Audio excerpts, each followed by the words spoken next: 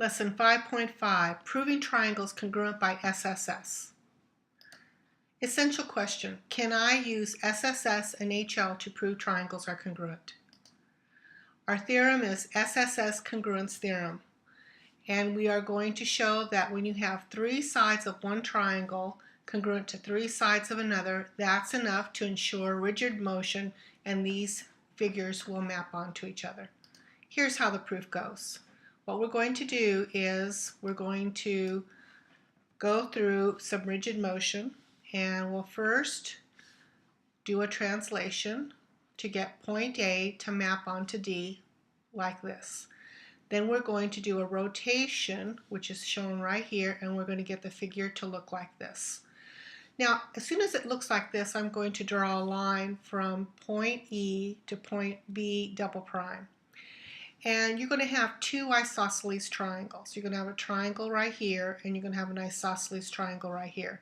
Now, you remember that if two sides of a triangle are congruent, then the angles opposite are congruent. So this angle is congruent to this angle, and this angle is congruent to this angle. Now, if you add these two angles together, it'll be the same as these two angles together. So angle DEF will be congruent to angle DB double prime F. So we're going to get this whole angle here to be congruent to this whole angle here, which will force these two triangles to be congruent by SAS, because they have a pair of sides, a pair of angles, and a pair of sides. And we know side angle side does have rigid motion to map onto it. So we know that this triangle will be congruent to this triangle by SAS. All right, let's take a look at a proof in which we use SAS. So here's our plan SSS. Now you can see that we have a given, and that's going to be an S side. And you can see that our other given is another S side, and they have this side that they share, which we call the reflexive property. And we now have the other S, so we can say the triangles are congruent to each other by SSS. All right, decide whether the congruent statement is true. Explain your reasoning. Okay, you can see that we have a pair of sides, another pair of sides with 2 tick marks, another pair of sides with 3 tick marks, and let's see if we have that letter order in the right order.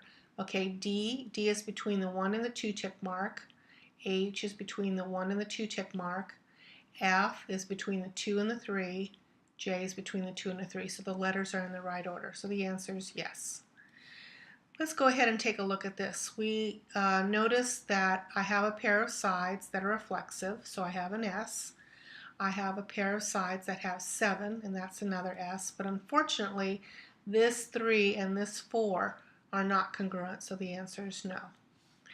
All right, let's take a look at this. We have a pair of sides with 1 tick mark, that's S, a pair of sides with 2 tick mark, that's S, a pair of sides with 3 tick marks, that's S. Just let's go ahead and check to see if the letter order is correct. Q is between 1 and 2 tick mark, and it goes with R, which is between 1 and 2 tick mark.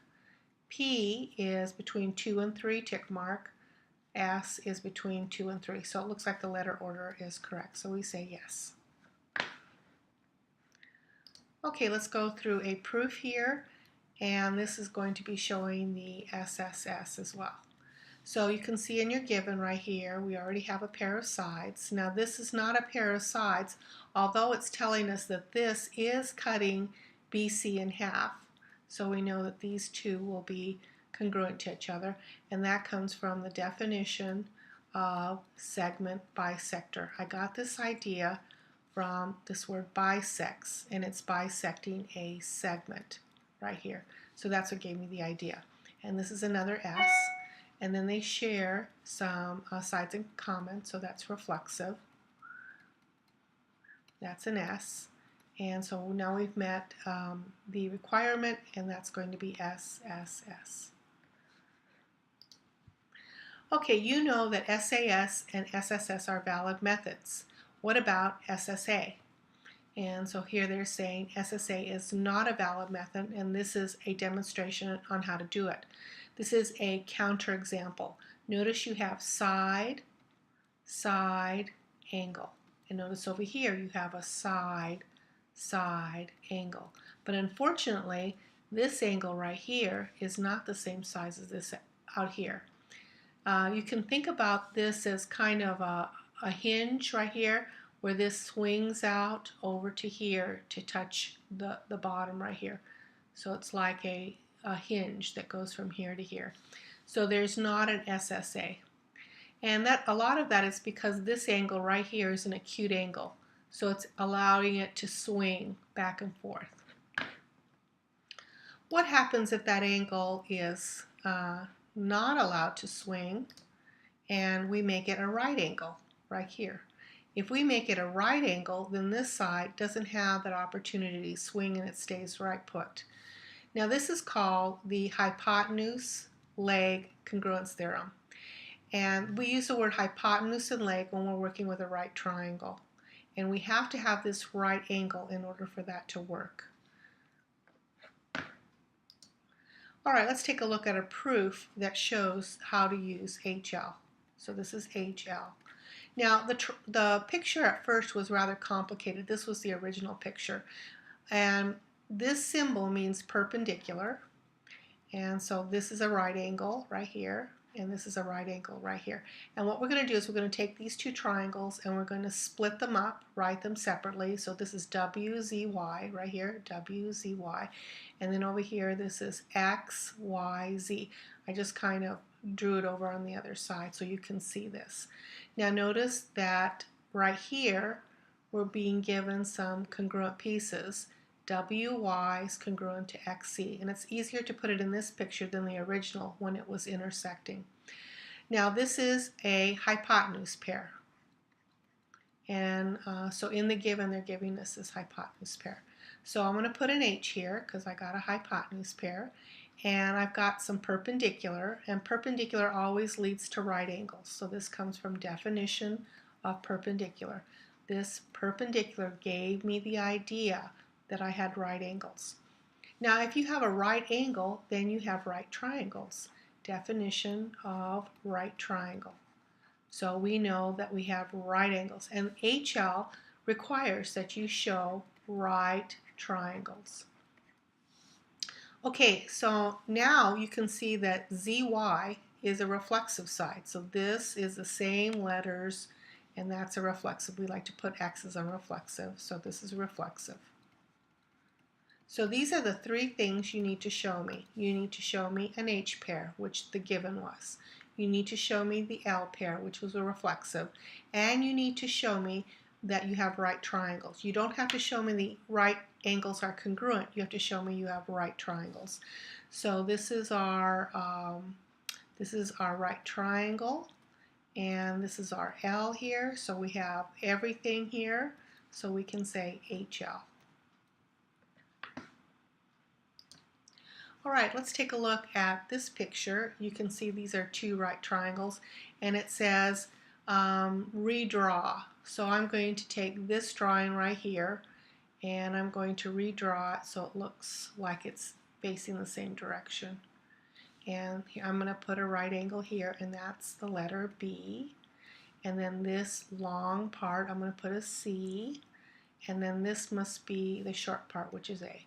So I took this triangle and I have redrawn it over here. So these triangles look the same.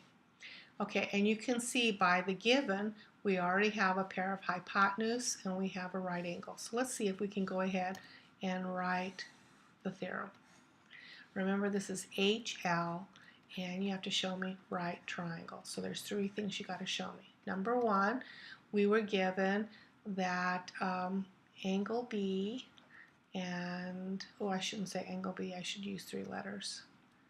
Angle ABC and angle BCD are right angles. And I also was given that AC is congruent to BD. right here. AC is congruent to BD, and that's going to be a hypotenuse. And so this is the given.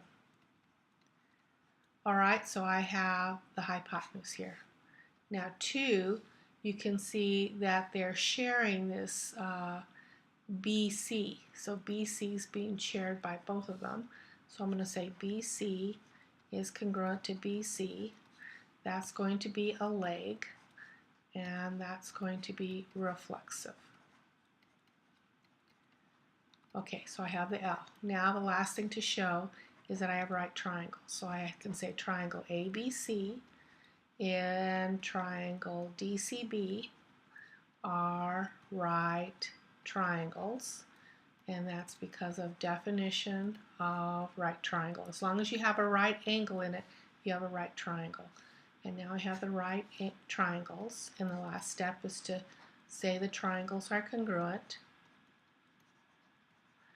and I'm going to use HL.